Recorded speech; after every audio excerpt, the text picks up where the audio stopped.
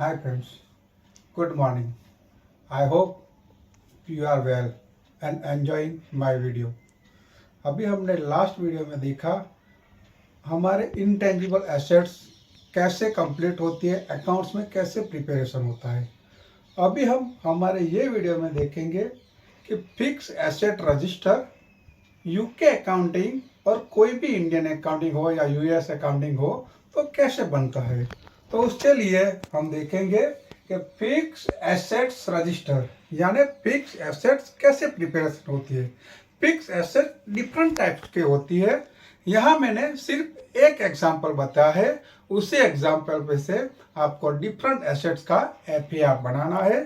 तो वो इस तरह बनेगी कि पहले उसका डेट आएगा, उसके बाद डिस्क्रिप्शन आएगा, उसके बाद डेप्रिसिएशन आएगा, उसके बाद जो भी फिक्स एसेट्स के है उसकी कॉस्ट ब्रॉट फॉरवर्ड आएगी, उसके बाद एडिशन आएगा, उसके बाद डिस्पोजल आएगा और वो सब मिला के जो आएगा वो कॉस्ट कैरी फॉरवर्ड आएगी।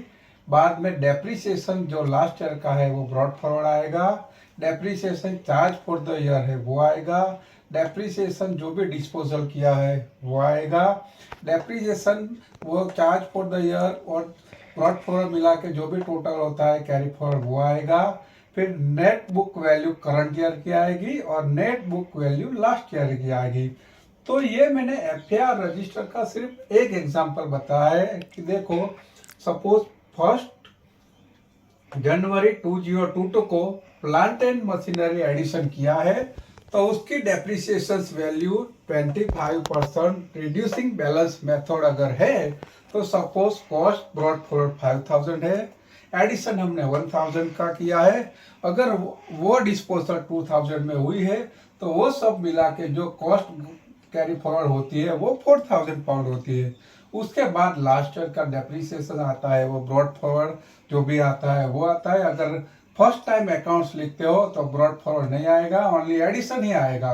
और उसके हिसाब से 25% के हिसाब से जो कॉस्ट ब्रॉट फॉरवर्ड आती है उसमें से डेप्रिसिएशन ब्रॉट फॉरवर्ड निकाल के जो भी बैलेंस आता है उस पर 25% आरबीएम हम निकालेंगे तो 750 चार्ज फॉर द ईयर आएगा।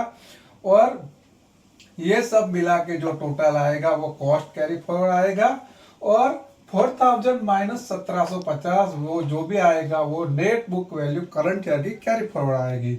और लास्ट ईयर की कॉस्ट ब्रॉट फॉरवर्ड 5000 और डेप्रिसिएशन ब्रॉट फॉरवर्ड 1000 निकालोगे तो लास्ट ईयर की एनबीवी 4000 पाउंड आएगी। तो ये मैंने एफआर रजिस्टर का सिर्फ वन हॉरिजॉन्टल मॉडल में मैंने एफआर रजिस्टर का एक एग्जांपल दिया है। ऐसे ही आप पूरे ईयर्स पे जितनी भी एसेट अगर एडिशन हुई है या आपके बैलेंस शीट या लास्ट ईयर के ट्रायल बैलेंस में जो भी एसेट्स है उसी एसेट का ऐसे ग्रुपिंग कर सकते हो। तो एसेट्स कौन कौन सी आती है, तो एसेट्स आती है फर्स्ट इम्प्रूवमेंट टू प्रॉपर्टी आती है, दूसरी लीजहोल्ड प्रॉपर्टी आती है, तीसरी फ्री होल्ड प्रॉपर्टी आती है और प्लांट एंड मशीनरीज आती है, फिर फिक्सर्स एंड फिटिंग्स आता है, फिर कंप्यूटर इक्विपमेंट आता है और मोटर व्हीकल एडिशन आता है। अभी उस पर डेप्रिसिएशन का क्या होता है, क्या रेट्स होता है। तो डेप्रिसिएशन 2 टाइप्स की होती है। वन होता है रिड्यूसिंग बैलेंस मेथड और दूसरा होता है straight line balance method. Reducing balance method यानी ब्रॉट फॉरवर्ड में से लास्ट ईयर का और करंट ईयर का एडिशन मिला के जो भी बैलेंस आता है उस पे से हम रिड्यूसिंग बैलेंस पर डेप्रिसिएशन निकालेंगे। और स्ट्रेट लाइन मेथड यानी जो एसेट्स की कॉस्ट है उस पर डायरेक्ट हम डेप्रिसिएशन रेट कैलकुलेशन करेंगे, उसको हम स्ट्रेट लाइन मेथड बोलेंगे। तो स्टैंडर्ड डेप्रिसिएशन रेट क्या है, तो स्टैंडर्ड डेप्रिसिएशन रेट ये है कि इंप्रूवमेंट प्रॉपर्टी या लीज होल्ड प्रॉपर्टी या फ्री होल्ड प्रॉपर्टी पे 2% ऑन एसएलएम हम स्टैंडर्ड ले सकते हैं। फिर प्लांट एंड मशीनरी में 25% हम आरबीएम यानी रिड्यूसिंग बैलेंसिंग मेथड ले सकते हैं। फर्नीचर एंड फिक्चर्स में 25% हम आरबीएम ले सकते हैं। कंप्यूटर इक्विपमेंट में 33% हम स्ट्रेट लाइन मेथड ले सकते हैं और मोटर व्हीकल में हम 25% रिड्यूसिंग बैलेंसिंग मेथड ले सकते हैं। ये वो सब डेप्रिसिएशन मिला के एंड ऑफ द ईयर यानी 3 या 4 साल के बाद आपकी मिनिमम बुक्स ऑफ अकाउंट्स में वैल्यू 1 पाउंड होनी चाहिए, क्योंकि वो सेल आउट नहीं किया है, इसीलिए 1 पाउंड आपकी बैलेंस इतनी होनी चाहिए, तो आपका अकाउंट कंप्लीट होगा। और दूसरा कि अगर आपके एसेट्स एडिशन में कोई भी एसेट्स लेस देन 100 पाउंड की होती है, तो आप अपने अकाउंटेंट्स या अपने जिसने भी आपको अकाउंट्स दिया है उसके साथ टाई अप करके आप अपना एक एसओपी बनाए और वो लेस देन 100 पाउंड की जो भी वैल्यू है वो रीएलोकेशन करके एक्सपेंस में आप ले जा सकते हैं। और बैलेंस शीट में एफएआर वर्किंग पेपर के हिसाब से कैसे बनता है, तो पहले होना चाहिए लीड शेड्यूल। लीड शेड्यूल यानी फिक्स एसेट्स का टोटल जो भी आता है एनबी वो होना चाहिए। उसके बाद आना चाहिए कंट्रोल अकाउंट वर्टिकल, यानी ये जैसे मैंने हॉरिजॉन्टल बनाया है वैसे ही vertical addition, disposal, cost forward, depreciation, charge for the year, ऐसे वर्टिकल बनाओ आप वो कंट्रोल अकाउंट।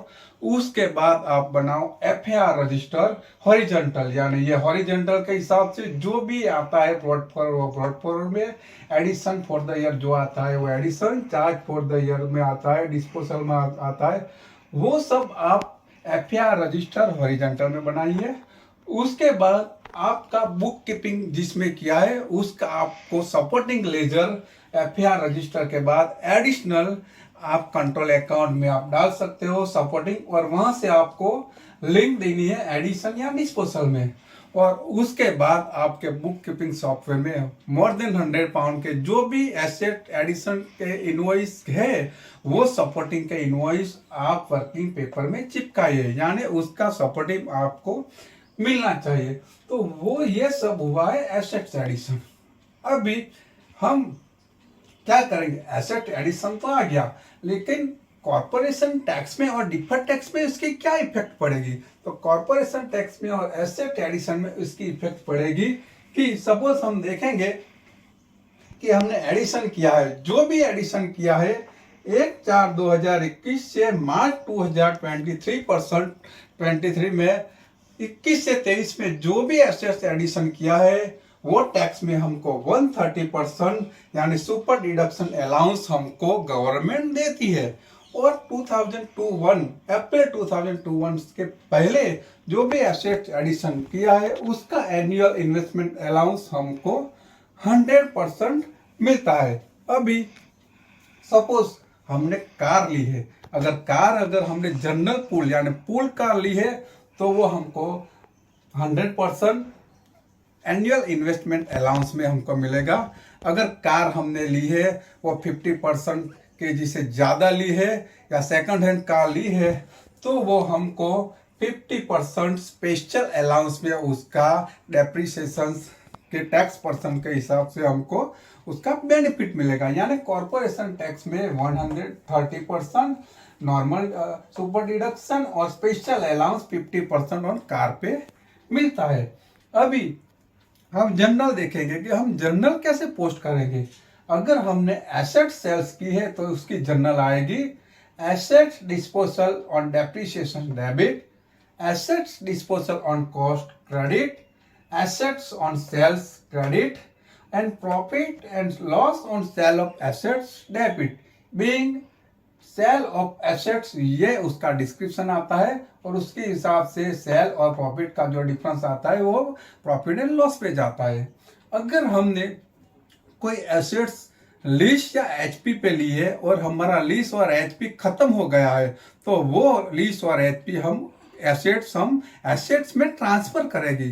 तो ट्रांसफर की एंट्री कैसे आएगी, तो plant and machinery lease transfer depreciation debit, plant and machinery transfer to on asset depreciation credit, plant and machinery transfer to on asset cost debit, plant and machinery lease transfer cost credit, और description आएगा being lease transfer for the assets।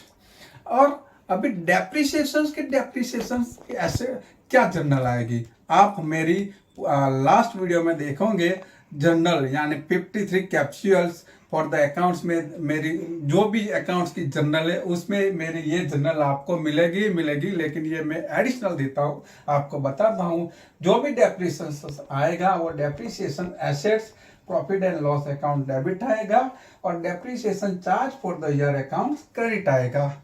यो आगे भी अब मैंने बोला कि मेरे 53 capsules के जो वीडियो है इसमें यही आपको डिस्क्रिप्शन मिलेगा।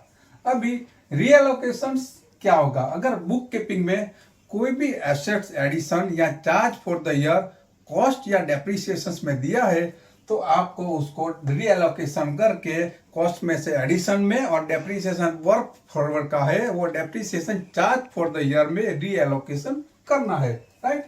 अभी डिफर्ड टैक्स में क्या एसेट्स आएगी, डिफर्ड टैक्स में ये एसेट्स की क्या इफेक्ट आएगी, तो improvement of property, leasehold property, freehold property वो हम डिफर्ड टैक्स में कैलकुलेशन नहीं करेंगे, यानी that is not a part of deferred tax assets.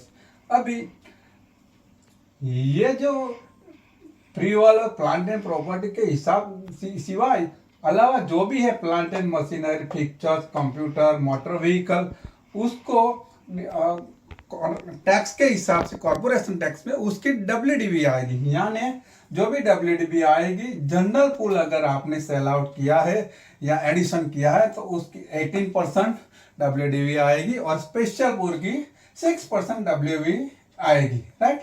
अभी रिवैल्यूएशन, अगर कोई आपकी फ्री होल्ड प्रॉपर्टी है तो आज की तारीख में उसका रिवैल्यूएशन क्या होता है, तो उसकी रिवैल्यूएशन आपको अगर FAR 105 नहीं लेकिन 102 सेक्शन 1A लेते हो तो आपको रिवैल्यूएशन आपको बतानी पड़ती है। तो जो भी एसेट्स है उसकी रिवैल्यूएशन करके revaluation of property gain book in profit and loss account और बैलेंस शीट, यानी जो भी गेन हुआ है वो इधर प्रॉफिट एंड लॉस अकाउंट में बताया या फिर बैलेंस शीट में बताया, तो आपको उसको रिवैल्यूएशन आएगी और जो भी रिवैल्यूएशन आएगी उस पे जो भी है उसका डेप्रिसिएशन के रेट के हिसाब से 18% के हिसाब से डिफर्ड टैक्स का आपको कैलकुलेशन करना पड़ेगा और revaluation property deferred tax debit और revaluation property balance sheet accounts credit करना पड़ेगा। तो दोस्तों ये है हमारा FAR रजिस्टर। तो FAR रजिस्टर ऐसे यूके अकाउंटिंग, इंडियन अकाउंटिंग और US अकाउंटिंग में बनता है। ये मेरा FAR का वीडियो है। अगर आपको मेरा वीडियो पसंद आया है तो दोस्तों ये मेरा वीडियो लाइक कीजिए, सब्सक्राइब कीजिए और मैं ऐसे ही आने वाला वीडियो आपको बताने वाला हूँ। अभी मेरा नेक्स्ट वीडियो में आएगा अदर डेटर्स आएगा और इसके बाद बैंक आएगा, VAT आएगा, क्रेडिटर्स का कंट्रोल्स अकाउंट आएगा, पेरोल का आएगा, on the spot step by step मेरा अकाउंट्स का वीडियो आएगा।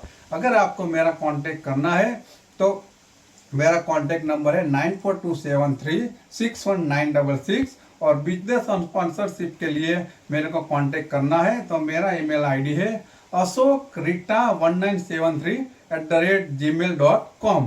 Thank you very much my दोस्तों, माय फ्रेंड्स।